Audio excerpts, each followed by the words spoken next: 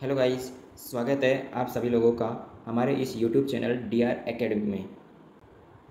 हमने आपको पहले चैप्टर फर्स्ट पढ़ा दिया था कंप्लीट। ठीक है, आज हम स्टार्ट कर रहे हैं चैप्टर टू। ठीक है, जो कि क्लास 12 फिजिक्स का चैप्टर 2 है। इसका नाम है स्थिर वैद्युत विभव तथा धारिता। ठीक है, ये आपका चैप्टर का नेम है। बहुत ही इजी चैप्टर है, बिल्कुल आराम से हम पढ़ेंगे इसको। ठीक है, और इसमें जो भी इम्पोर्टेंट मैंने आपको जो इम्पोर्टेंट वाली जो वीडियो डाली थी उसके इम्पोर्टेंट पर अच्छे से हम इसमें डिस्कशन करेंगे। ठीक है, अगर आपने इम्पोर्टेंट क्वेश्चन यानी जो इम्पोर्टेंट टॉपिक वाली जो मैंने वीडियो डाली थी अगर वो नहीं देखी है तो नीचे डिस्क्रिप्शन में जो वीडियो का डिस्क्रिप्शन है उसमें इस वीडियो का लिंक है, आप वहाँ से जाके देख सकते हैं। ठीक है, तो देखिए ये जो हमारा चैप्टर है वो वैद्युत विभव और धारिता पर डेडिकेटेड है। ठीक है, यानी कि इस चैप्टर के अंदर हम विभव और धारिता के बारे में जानकारी लेंगे। ठीक है, यानी कि इसके बारे में हम पढ़ने वाले हैं। तो पेशेंस के साथ आप इस चैप्टर को पढ़िएगा। बहुत अच्छे नोट्स के साथ मैं इस चैप्टर को बताऊंगा आपको अच्छे से। ठीक है, नीचे बहुत अच्छे नोट्स, ये जो नोट्स हैं ये मेरे खुद के नोट्स हैं, मैंने इसी से 12th की पढ़ाई की थी। ठीक है, तो देखिए यहाँ पे चैप्टर 2 हमारा स्टार्ट हो रहा है। तो सबसे पहला जो टॉपिक है वो है हमारा विभव यानी कि पोटेंशियल। ठीक है, पोटेंशियल यानी विभव। विभव के बारे में सबसे पहले जान लीजिए यहाँ पे कि विभव होता क्या है आखिर में। ठीक है, तो देखिए यहाँ पे इसकी डेफिनेशन है किसी धन परीक्षण आवेश को अनंत बिंदु से विद्युत क्षेत्र में उपस्थित किसी बिंदु तक लाने में किया गया कार्य तथा परीक्षण आवेश का अनुपात उस बिंदु पर क्या कहलाता है, विभव कहलाता है, यानी कि विभव के बराबर होता है। ठीक है, आपको ये बात समझ में नहीं आई होगी, देखिए अभी ये बात आपके समझ में आ जाएगी। देखिए नीचे देखिए यहाँ पे ये जो फॉर्मूला जो मैंने लिख रखा है यहाँ पे देखिए, ये जो फॉर्मूला है इस फॉर्मूले को आप ध्यान से देखिए। इस फॉर्मूले में क्या लिखा हुआ है, वी ए यानी कि विभव किसके बराबर है, W अपॉन क्यू नॉट के बराबर है। और यही मैंने ऊपर डेफिनेशन में बोला है, क्या बोला है कि किसी धन परीक्षण आवेश को अनंत से, अनंत मतलब अनंत, इन्फिनिट, जिसका कोई अता पता नहीं है। मान लीजिए हमारे पास ये डायग्राम है, इसमें देखिए ये हमारे पास यहाँ पे इन्फिनिट दूरी से कोई भी परीक्षण आवेश क्यू नॉट, यहाँ पे क्यू नॉट है, ठीक है, उसको विद्युत क्षेत्र में स्थित, यहाँ पे ये जो है ये हमारे पास एक विद्युत क्षेत्र है, इसमें उपस्थित किसी बिंदु तक यानी कोई बिंदु ए है यहाँ तक लाने में किया गया कार्य जो कि क्या है, W इन्फिनिट ए, क्योंकि हमने इन्फिनिट से ए तक कार्य किया है इसीलिए हमने W इन्फिनिट ए लिखा है। ठीक है, तथा परीक्षण आवेश जो कि क्या था, क्यू नॉट, उसका अनुपात यानी इन दोनों का अनुपात है कि नहीं, यहाँ पे इन दोनों का अनुपात क्या है, विभव के बराबर है। ठीक है, तो आई होप कि आपको ये चीज़ समझ में आ गई होगी, बहुत इजी है। आप देखिए यहाँ पे जहाँ वी ए क्या है, बिंदु ए पर विभव है, ठीक है, और क्यू नोट क्या था हमारा परीक्षण आवेश, और W इन्फिनिट ए क्या है, अनंत से ए तक लाने में किया गया कार्य। ठीक है ना, समझ में आ गया होगा। यदि क्यू नोट बराबर हम ए गुलाम कर दें, क्योंकि हमने आपको जो चैप्टर फर्स्ट पढ़ा है उसमें बताया था कि जो क्यू है यानी आवेश है उसका मात्रक क्या होता है, गुलाम होता है। तो अगर हम क्यू नोट बराबर एक गुलाम ले तो जो विभव होगा हमारे पास वो कार्य के बराबर हो जाएगा। ठीक है, तो इसमें नीचे लिखा हुआ है अर्थात एकांक धनावेश को, एकांक धनावेश मतलब क्यू नोट का मान एक गुलाम है, तो एकांक धनावेश को अनंत से विद्युत क्षेत्र के किसी बिंदु तक लाने में किया गया कार्य ही उस बिंदु पर विद्युत विभव कहलाता है। ठीक है, क्या कहलाता है, विद्युत विभव कहलाता है। ठीक है, ये इसमें लिखा हुआ है। देखिए इसका मात्रक होता है जूल पर कूलाम। भाई कार्य का मात्रक क्या होता है, जूल होता है, और आवेश का मात्रक कूलाम, तो हो गया ना जूल पर कूलाम।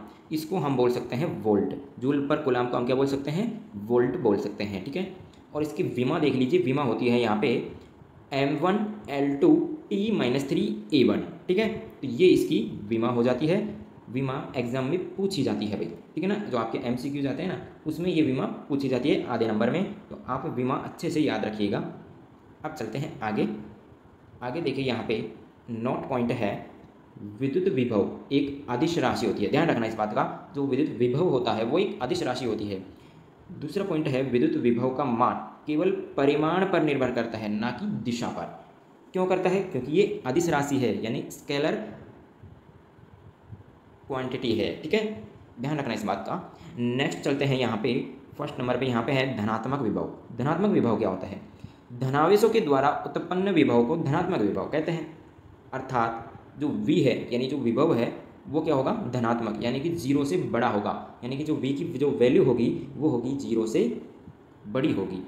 नेक्स्ट है यहाँ पे ऋणात्मक विभव, यानी कि ऋणावेशों के द्वारा उत्पन्न विभव को क्या कहते हैं? ऋणात्मक विभव कहते हैं, यानी कि जो V की जो वैल्यू होगी वो 0 से छोटी होगी। ठीक है, चलते हैं नेक्स्ट है यहाँ पे उदासीन विभव। क्या होता है उदासीन विभव? उदासीन विभव मतलब वे वस्तुएं जिनमें धनावेशों की संख्या ऋणावेशों की संख्या के बराबर हो, यानी कि जितने उसमें धनावेश होंगे उतने ही उसमें ऋणावेश होंगे, तो उनका विभव क्या होगा? उदासीन विभव होगा। अर्थात V की जो वैल्यू होगी हमारे पास 0 हो जाएगी, ना तो धनावेश ना ऋणावेश, यानी कि ना तो धनावेश विभव ज़्यादा है ना कि ऋणावेश विभव ज़्यादा है, तो V की वैल्यू क्या हो जाएगी? 0 हो जाएगी। ठीक है, अब आगे देखिए, नेक्स्ट हमारे पास महत्वपूर्ण बिंदु है, बहुत इंपॉर्टेंट है भाई, एग्जाम के पॉइंट ऑफ व्यू से बहुत इंपॉर्टेंट है ये पॉइंट। फर्स्ट पॉइंट है पृथ्वी का मानक विभव कितना होता है? 0 होता है, यानी 0 होता है। तो हम यहाँ पे लिख सकते हैं V अर्थ क्या होता है? 0, यानी कि जो अर्थ है हमारी जो पृथ्वी है उसका विभव कितना होता है? पोटेंशियल कितना होता है उसका? 0 होता है। नेक्स्ट है यहाँ पे अनंत पर विभव का मान सदैव 0 होता है। ठीक है, जो हमारे पास अनंत जिसका कोई अता पता नहीं है उस पर पोटेंशियल कितना होता है? 0 होता है। ठीक है, नेक्स्ट है धनात्मक आवेश उच्च विभव से निम्न विभव की ओर गतिशील होते हैं। एक बात को यहाँ पे नोट करना कि जो धनात्मक आवेश जो होता है वो उच्च विभव से किससे? उच्च विभव से निम्न विभव की ओर गतिशील होते हैं, जबकि ऋणात्मक विभव निम्न विभव से उच्च विभव की ओर गतिशील होते हैं। ठीक है, तो ये आपके 3 पॉइंट हैं, इंपॉर्टेंट है, अच्छे से इसको आप अपनी नोटबुक में नोट कर लीजिएगा। ठीक है, नेक्स्ट चलते हैं, हमारे पास है नेक्स्ट टॉपिक है विभवांतर यानी पोटेंशियल डिफरेंस। ठीक है, क्या है? Potential difference.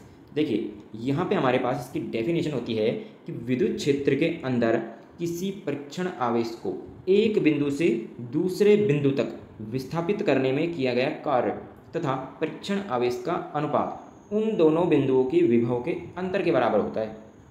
देखिए मैं समझाता हूँ, हमने विभव में क्या समझा था कि कोई परीक्षण आवेश है उसको हम अनंत से ला रहे हैं, तो भाई अनंत तक तो अनंत से तो हम ले आए कहाँ पर? विद्युत क्षेत्र में। लेकिन जब विद्युत क्षेत्र में जब वो जो हमारा परीक्षण आवेश है वो आ गया तो भाई वो एक जगह थोड़ी रहेगा, दूसरी जगह पर भी जाएगा। तो एक बिंदु से जब दूसरे बिंदु तक जाएगा तो उसके बीच में, उन दोनों बिंदुओं के बीच में कोई ना कोई डिफरेंस जरूर आएगा विभव का, तो उसे ही तो हम विभव का अंतर यानी विभवांतर कहते हैं। समझ में आया ना आप? तो यहाँ पे वही लिखा है कि एक बिंदु से दूसरे बिंदु तक विस्थापित करने में किया गया कार्य और परीक्षण आवेश उन दोनों का अनुपात जो कि क्या होता है? Potential difference. ठीक है, तो ये हमने यहाँ पे लिखा है डेल्टा V बराबर WBA/Q0। BA क्यों? क्योंकि हमने Q0 कहाँ पे रखा हुआ है? B पॉइंट पर, और लेके कहाँ जा रहे हैं? A पॉइंट पर। तो डिफरेंस कैसे निकालते हैं? जहाँ से स्टार्ट किया वहाँ से लेके फिनिशिंग पॉइंट तक, तो initial point minus finishing point, ठीक है, अपॉन जैसे भी हमारे पास Q0 है। ठीक है, तो ये हमारे पास डिफरेंस हो जाता है। तो देखिए यहाँ पे लिखा हुआ है VB माइनस VA, क्योंकि हमने B पॉइंट से A तक का निकाला है, तो बराबर हो जाता है WBA/Q0। ठीक है, तो आप ये फॉर्मूला याद रखिएगा। यहाँ पे नीचे एक नोट पॉइंट आप यहाँ पे नोट कर लीजिए, विभवांतर भी एक अदिश राशि होती है। क्यों? क्योंकि भाई विभव ही अगर अदिश राशि होगी तो विभवांतर भी तो वही है तो वही विभव, ये कोई अलग चीज़ थोड़ी है। तो ये भी हमारे पास स्केलर क्वांटिटी हो गई, इसका भी मात्रक वही होगा और विमा भी वही होगी जो विभव की होती है। ठीक है, तो आप लोग समझ गए होंगे। नेक्स्ट चलते हैं, हमारा नेक्स्ट टॉपिक है समविभव पृष्ठ। क्या है? समविभव पृष्ठ। आपको नाम से ही पता चल रहा होगा कि समविभव पृष्ठ होता क्या है, कि भाई जो जिसका विभव समान हो वो समविभव पृष्ठ है। ठीक है, ऐसा पृष्ठ जिसका विभव समान हो। ठीक है, तो देखिए डेफिनेशन देखिए, ऐसा पृष्ठ जिसके प्रत्येक बिंदु पर विभव का मान समान हो। क्या होता है, समविभव पृष्ठ। ठीक है, देखिए हमारे पास ये कोई पृष्ठ है, कैसा भी पृष्ठ मान लीजिए, यहाँ पे 3 पॉइंट यहाँ पे दिए हुए हैं ए बी सी। जब हम बात करते हैं समविभव पृष्ठ की तो वी ए किसके बराबर हो जाएगा, वी बी के, और वी बी बराबर हो जाएगा वी सी के। तो डायरेक्ट हम बोल सकते हैं ना वी ए बराबर वी सी, मतलब तीनों जो विभव हमारे पास वो तीनों बराबर होंगे, किसके अकॉर्डिंग, समविभव पृष्ठ के अकॉर्डिंग। क्योंकि डेफिनेशन में क्या पढ़ा, ऐसा पृष्ठ जिस पर प्रत्येक बिंदु पर विभव का मान समान हो, तो ये क्या हो जाएगा हमारे पास, समविभव पृष्ठ। ठीक है, चलते हैं नेक्स्ट हमारे पास है समविभव पृष्ठ के गुणधर्म, यानी प्रॉपर्टीज ऑफ समविभव पृष्ठ। ठीक है, देखिए यहाँ पे पहली प्रॉपर्टी पढ़ते हैं हम, समविभव पृष्ठ पर किसी एक बिंदु से दूसरे बिंदु तक विस्थापित करने में किया गया कार्य शून्य होता है। क्यों होता है, क्योंकि भाई जो समविभव पृष्ठ होता है उसके प्रत्येक बिंदु पर क्या होता है, विभव समान होता है, और जहाँ विभव समान होता है वहाँ जो कार्य है वो जीरो ही तो होगा, क्योंकि उसने कार्य तो किया ही नहीं, क्योंकि विभव तो सब जगह बराबर है, तो कार्य वहाँ पे जीरो हो जाएगा। तो यहाँ पे हम फॉर्मूला लेंगे, फॉर्मूले के हम इस तरीके से लिखेंगे कि v a minus v b. ठीक है ना, फॉर्मूला हमारा चल ही रहा है डब्ल्यू a b upon q not.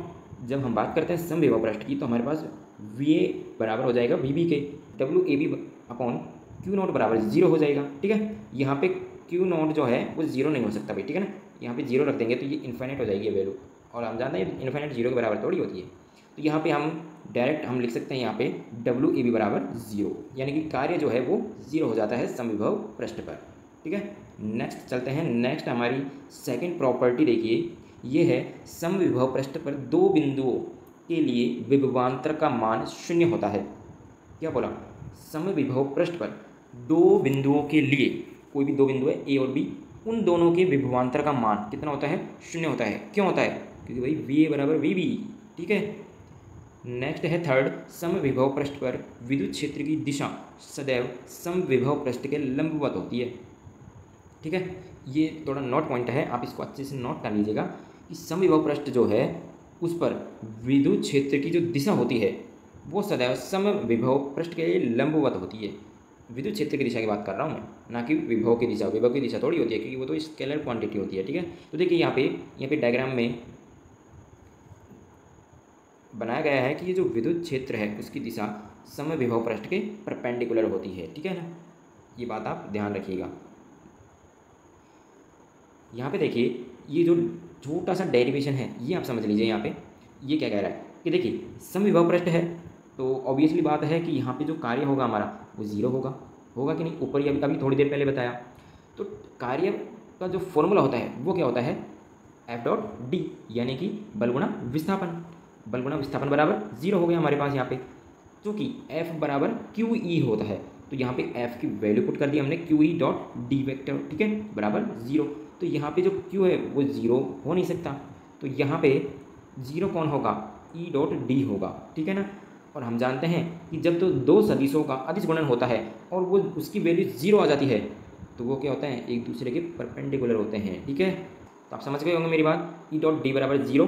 तो हम यहाँ पे देखिए ये नोट पॉइंट भी है, आप नोट पॉइंट देख लीजिए कि जब दो सदिशों का अदिश गुणन शून्य होता है, जो कि यहाँ पे है, तो उन दोनों सदिशों के मध्य का कोण 90 डिग्री, यानी कि वो लंबवत होता है। ठीक है, तो आप लोग समझ गए होंगे ये बात। ठीक है, अगर वीडियो अच्छा लगा हो तो वीडियो को लाइक ज़रूर कर दीजिएगा भाई, बहुत मेहनत लगती है इसमें। ठीक है,